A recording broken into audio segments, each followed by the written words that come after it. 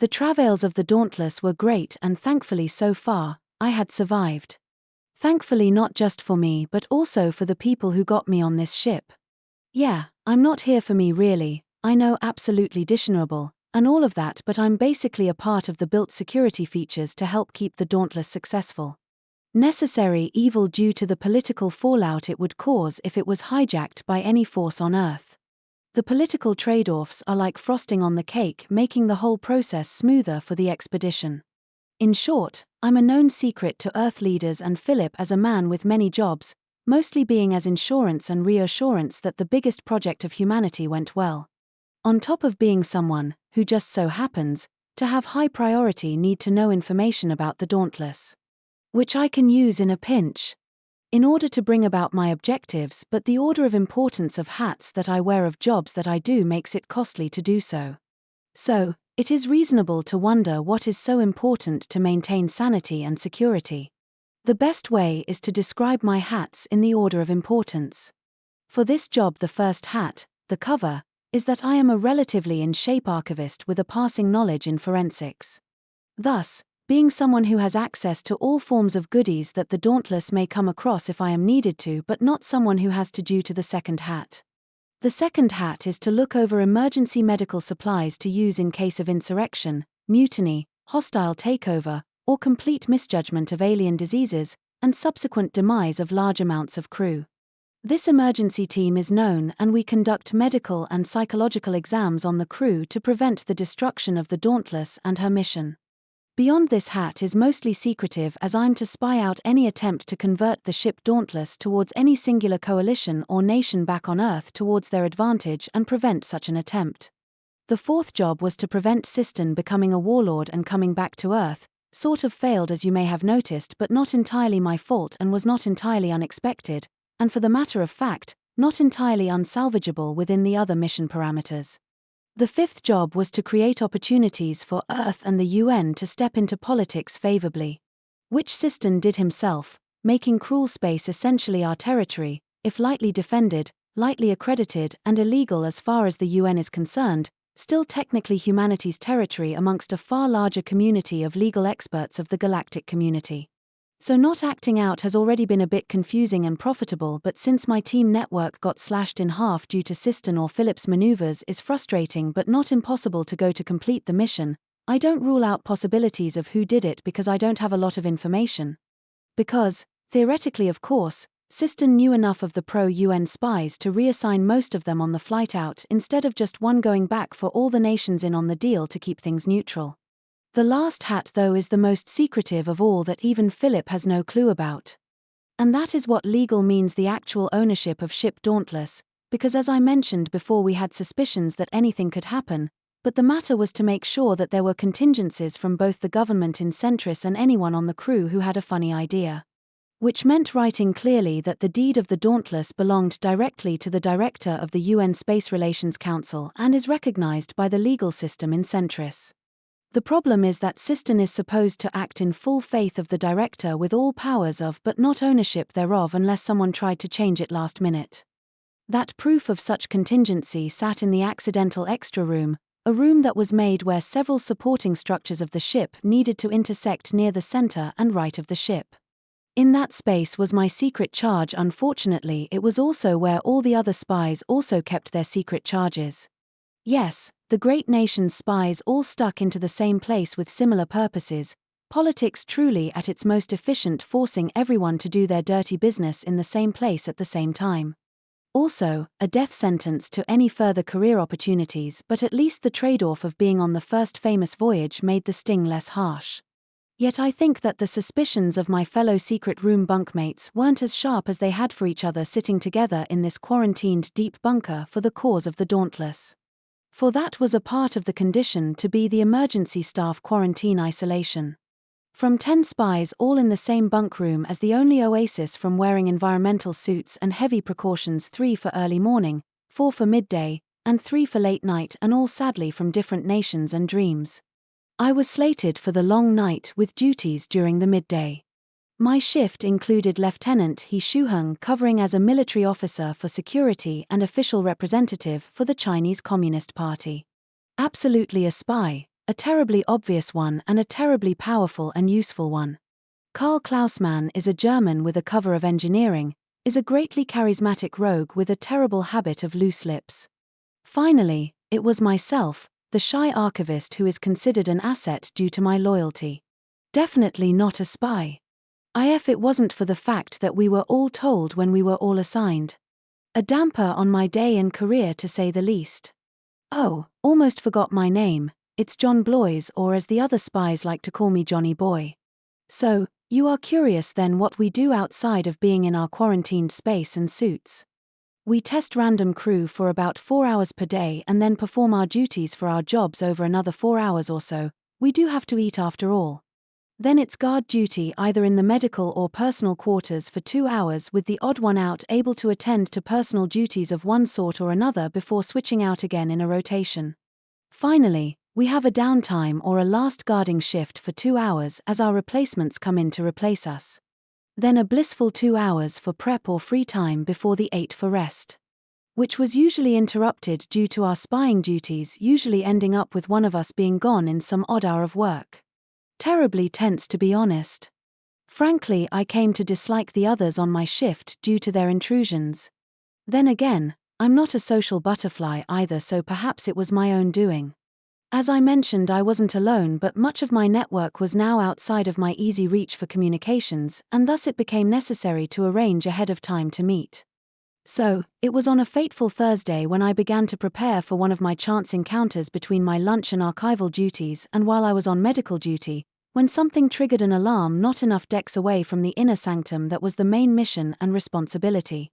This of course alerted all of us in the bunkhouse, but sadly I was away from there and instead finishing medical checkup testing. My fellow partner, Juan Amakara, was surprised at my buzzing watch. Apologies, that is my alarm going off. Possible false alarm, I said, trying to lower any worry. Yet I felt like there was a hot iron in the stomach. My suspicion was soon founded on more firm ground when a second alarm went off on the very floor I was on as I was exiting the medical ward there. Some of the crew reacted immediately, some helpfully to their posts, some startled, and some began to joke that they would finally get a chance to do some cloak and tossing. The problem for me was that I was on this floor, and they were about to check if there was an intruder or just a false alarm, and for my clearance isn't good in a combat zone to get to the safe house only 2 floors down now. Blame Philip for being competent and giving out segmented clearance cards to everyone. I needed to get to the bunkhouse as quickly as now. In hindsight, it was fortunate that I wasn't. Or else I wouldn't have had the chance that I got. It was a lucky hit. From what I was told afterwards, one of the infiltrators decided to cop a feel and got punched by luck for being in the wrong place at the wrong time. However, despite it being lucky, its side effects were not so happy. The floor flashed with blue lights and the air grew noticeably more humid, to those not in a suit. And the last side effect was that the whole floor couldn't breathe. For me it was like being dragged through a wind tunnel, to being constricted with some nasty force simultaneously. But thankfully for me, the emergency suits were planned for any contingency the UN could think of, as well as could bloat the budget with, and the suit was pressurized. Which meant I was the only person that wasn't dying to see what he had hit. It was an alien with a long tail, flipper-like limbs ending in strange hand long and bony, and feet that were webbed.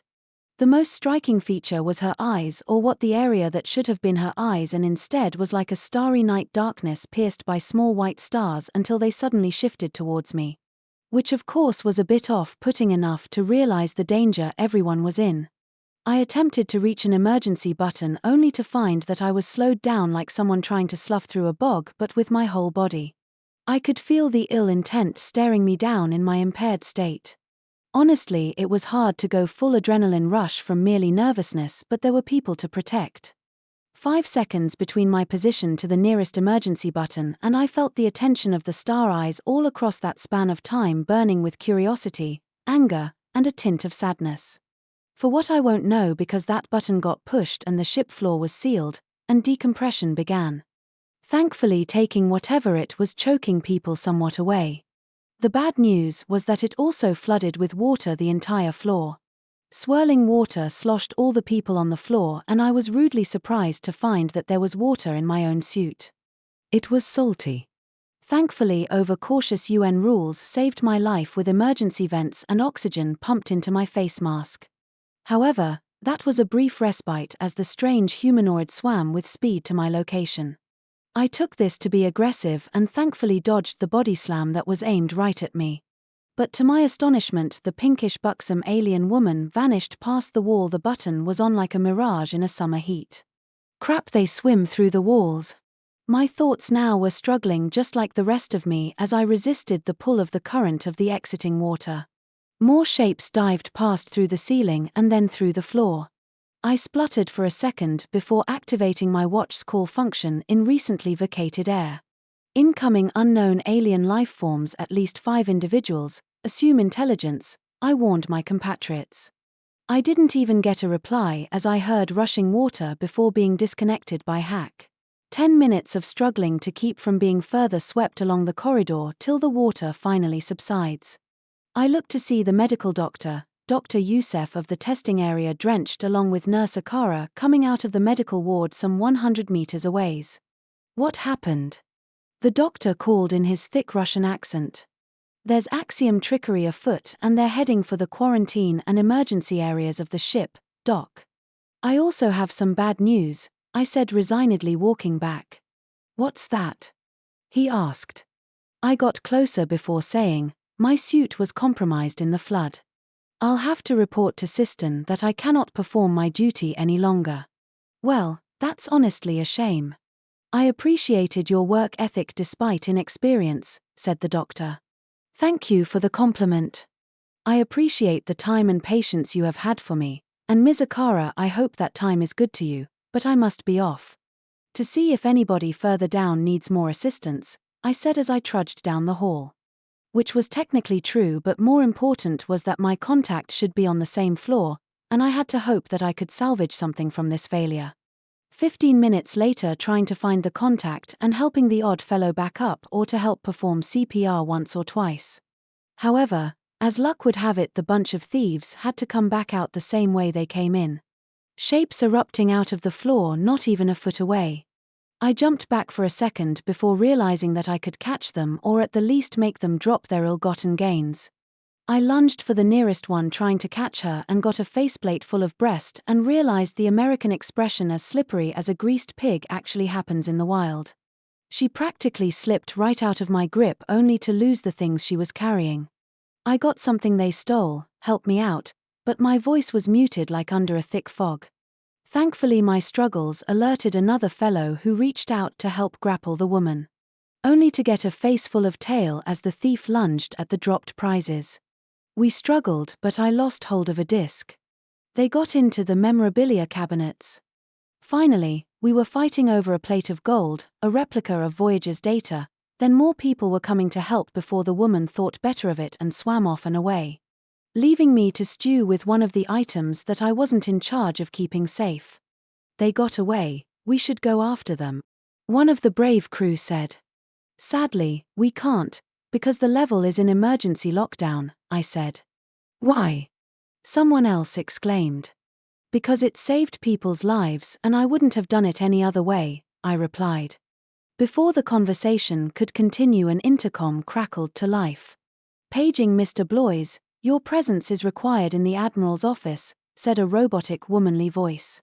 Well, that was fast. Have a good evening, gentlemen, because as of now we are all stuck here until engineering gets down here to reverse it. In the meanwhile, I'm off to see if I can't find a friend of mine, to see if he is all right, I said. I pointedly ignored any attempt to be drawn back into a conversation.